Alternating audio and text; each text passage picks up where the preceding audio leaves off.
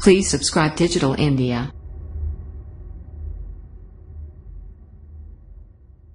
लेकिन रद्द अमल तो इंडिया की तरफ से आ रहा है और इंडिया की तरफ से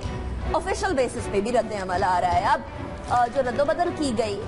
फौज के अंदर इंडिया की, तो उससे साफ पता चल गया कि पाकिस्तान दुश्मनी उनकी खुल के सामने आ गई। गजनफर साहब, जिस तरीके से भारत कश्मीर के मामले पर डील कर रहा है, बलोचिस्तान से कुलभूषण यादव पकड़ा गया, उसके बाद फिर फॉरेन ऑफिस का बयान, सरताज अजीज साहब का बयान, फिर फॉरेन ऑफिस का बयान, अब ये रद्दोबदल रॉ chief, army chief, air force chief, सारे के सारे पाकिस्तान से रिलेटेड। और फिर इंडिया कहते हैं जी हम तो सेक्युलर स्टेट है, हम तो अमन चाहते हैं, हम तो टेररिज्म एक्सपोर्ट नहीं करते हैं। ये सारे दावे किधर जाते हैं?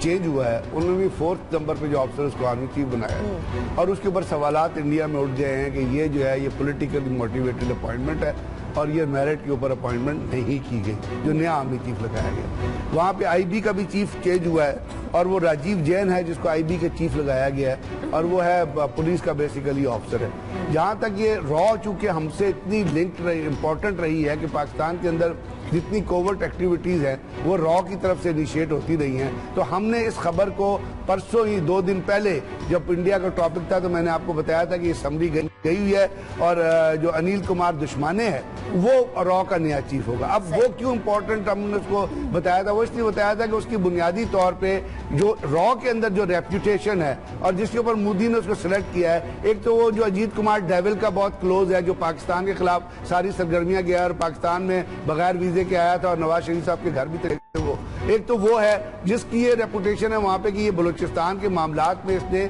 गवादर सी पोर्ट जो है वो पाकिस्तान में मुख्तलिफ लोगों को पैसे दे के और मुख्तलिफ एक्टिविटीज कलबोशन के थ्रू करा के इसने उसको 6 साल डिले किया। फिर कहते हैं कि इस्लामिक फंडामेंटलिज्म जो है और इसके ऊपर ये भी चीज आती है कि जो आईएसएस से जो लिंक किया था इसने अजीत कुमार डेविल ने वहां पे जाके सीरिया में जो लोगों से मिला था उसमें ये भी इसके साथ था। और तीसरी चीज कहते हैं कि बलूचिस्तान में जो सेसेशनिस्ट मूवमेंट हो रही है और उस पर जितना पैसा लग रहा है और जो भुगती वहां पे बैठा हुआ है और जिसके सेफ हाउस में बैठा हुआ है वो भी अनिल कुमार दुश्मनी से ताल्लुक है। और आपको पता है कि इंडियन मिनिस्ट्री में आरन काऊ का जो एक प्लान है जो उन्होंने ईस्ट पाकिस्तान की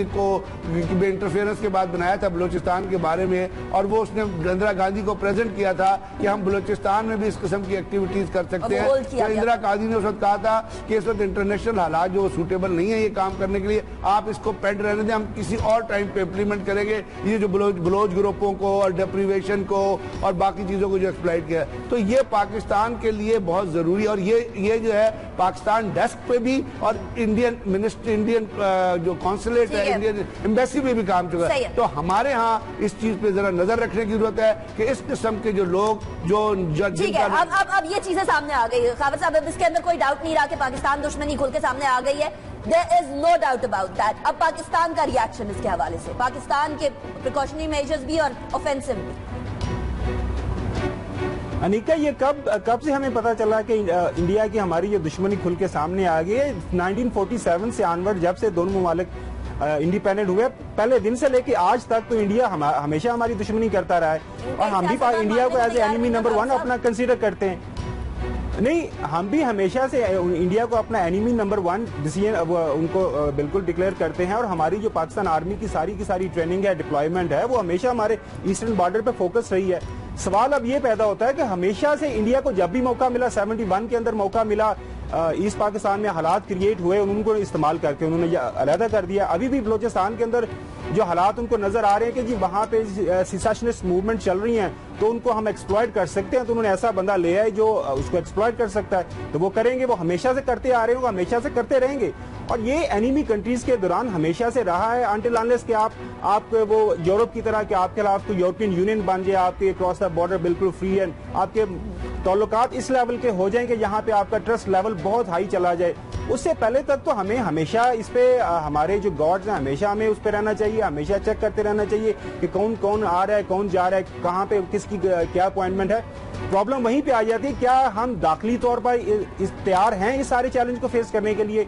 उसमें देखना पड़ेगा कि हमारे अंदर अंदरूनी जो मामलात हैं सियासी तौर पे स्पेशली, क्या वो इस लेवल के हैं कि हम इनको फेस कर सकें। वो अनफॉर्चुनेटली हमारे यहाँ नहीं है। क्योंकि बलूचिस्तान के अंदर अचकजई साहब हैं, वो हमेशा बात करते हैं कि जी पंजाब के खिलाफ, आपको देखा होगा उनके बयान आते हैं पंजाब की ब्यूरोक्रेसी छा गई, पंजाब की मिलिट्री हमारे ऊपर सारा हुक्मरानी कर रही है, हमें काम नहीं करने दिया जा रहा, और इस तरह की चीजें। प्रॉब्लम यहीं पे आ जाता है